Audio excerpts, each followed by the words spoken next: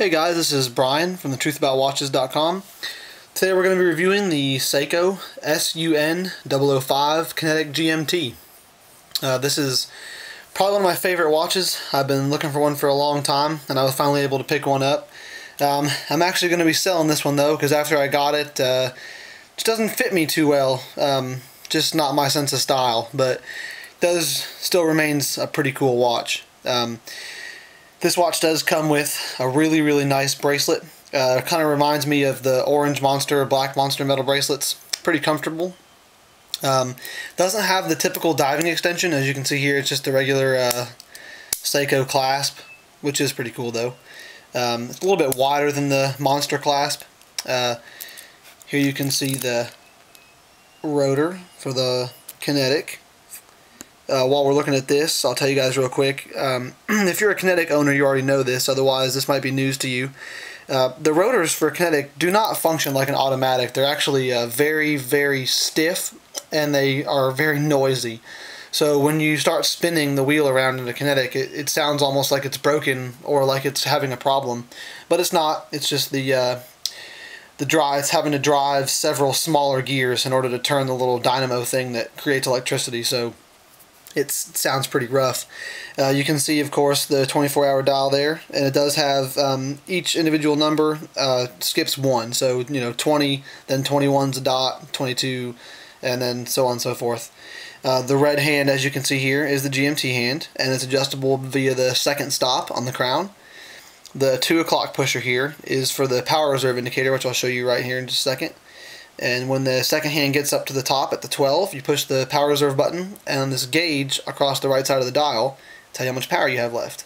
So we'll push it now, and you can see there it traveled to the first mark, which is the 1 o'clock, which is a 5-second increment on the dial. That indicates that the watch currently has about 1 to 7 days of power reserve remaining. And it takes quite a few swings of the rotor to build the power reserve, although Seiko claims that at full charge it has about 6 months of power reserve. This does use the 5M65 movement, which is the lithium-ion Kinetic, which is pretty much the only ones you want to buy right now. Seiko had some problems previously with the capacitor models, and if you check the written review of this watch on my website, you can see a list. There's a link to a list of which movements use which Kinetic power source, and this one happens to be the lithium-ion, which is why I picked this model. Most of the newer models, actually I think all of the newer models all use the Kinetic lithium-ion, so you don't really have that capacitor problem anymore. But just make sure if you're going to buy a Kinetic that you pick one that doesn't use the capacitor.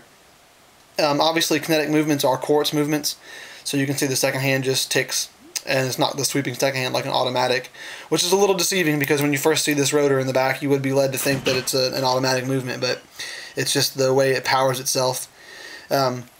Like I said, this watch does take about, I think it's like 25,000 swings of the rotor to get full charge, so it's kind of ridiculous. Seiko recommends that you wear it 10 hours a day, which is a little extreme even for me.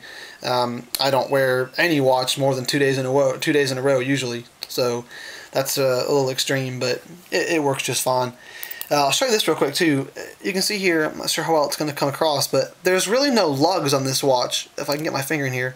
This right here is the actual case of the watch, and the lugs are built into the strap right here. This right here and this right here are the actual lugs, and they're built into the bracelet.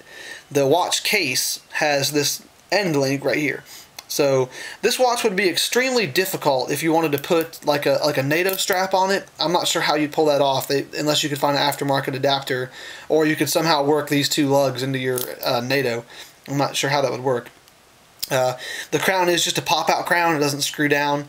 It's kind of disappointing. I would have liked to see a screw-down crown here because, in my opinion, this would make a perfect diver's watch. It has all the looks for it. The bezel obviously doesn't turn, and these 4 screws are just decoration only. Nothing really special there. The case has some pretty cool molding in the side of it on both sides.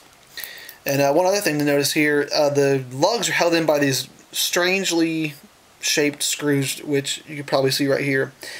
You'd need a special tool to get that out of there if you were going to take that part out. It does look like you can get to the spring bars inside of here, but the actual band is held together by that strange little button there.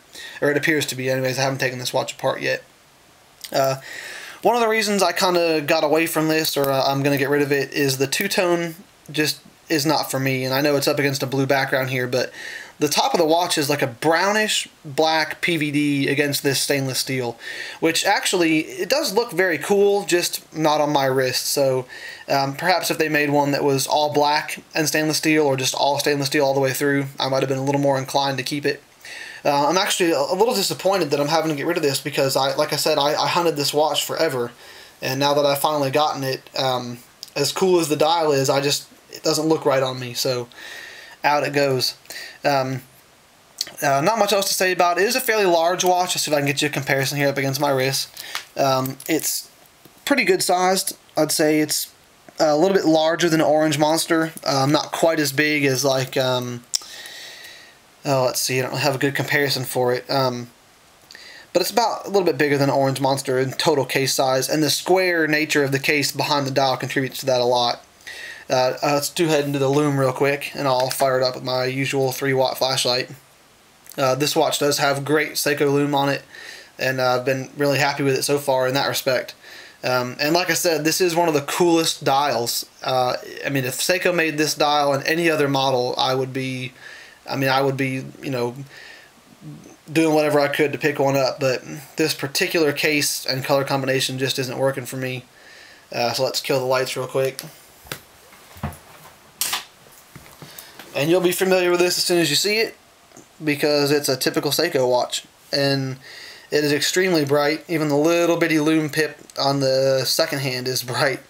You can see at the 7 o'clock marker there, the GMT arrow. I don't really understand why they put Loom on that. You can't see the numbers. I guess you could do the math in your head, but it's kind of silly. But it is pretty cool that it's got some illumination on it. And like most Seiko watches, that will stay lit for quite some time, just as bright as that. I'd say you could easily get 4 to 5 to 6 hours out of that charge I just gave it there. If you were to give it about 5 to 7 minutes of the flashlight, it would last for considerably longer, or excuse me, it would stay brighter for considerably longer.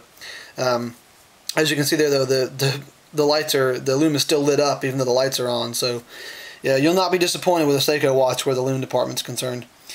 I guess that's about it for this one, and I know I've said it a couple times already, but I'm just really sad, because this watch has been one of my favorites. I've looked at it online for a couple years now, and I finally got one, and I'm having to get rid of it because I don't like it that much. So I would say if you don't mind the two-tone design from the bezel to the strap, or the bezel to the bracelet, I mean, this is definitely a winner. I think it's a great watch. It's just not for me. So that's it for today, and I'll see you guys next time.